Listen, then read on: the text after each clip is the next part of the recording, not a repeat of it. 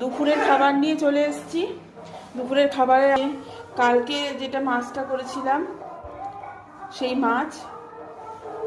আচ্ছা, আর এখানে ভাতটাও আজকে করতে হয়নি, কারণ আগে রাত্রের জন্য ভাত করেছিলাম সেটা রাখা ছিল, রুটি খেয়েছি তো ভাত খাও, সেই ভাতটা গরম করে নিয়েছি মাইক্রোওভেনে। আর এখানে যে কাঁচকলার খোসা বাটা, এই দিয়ে হবে খাওয়া। আর এখানে শুধু পিস বেগুন ভাজা। এখানে কাঁচকলা সেদ্ধ করে নামিয়ে নিয়েছি, বসিয়েছি। এবার এর মধ্যে দেবো একটু কালো জিরে, আর কালো জিরেটা ভেজে নামিয়ে নিয়েছি। এবার দিয়ে দেবো একটু শুকনো লঙ্কা, এই রসুন, আর দেবো একটা শুকনো লঙ্কা। এখানে রসুনটা একটু ভাজা ভাজা হয়েছে, শুকনো লঙ্কাটাও ভাজা ভাজা হয়ে গেছে। এবার সব মিক্সিতে একবারে দিয়ে পেস্ট বানাবো। এই যে মিক্সিতে দিয়ে সব বেটে নিয়েছি একসাথে, কালো জিরে, কাঁচকলার খোসা, রসুন, লঙ্কা।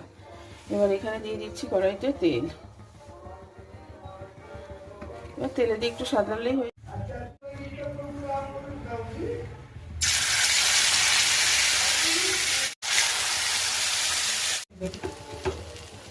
দিয়ে দেবো একটু নুন,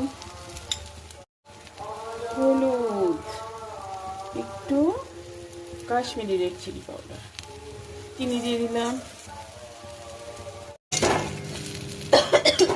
এই যে কাঁচকলার খোসা রেডি হয়ে গেছে একদম।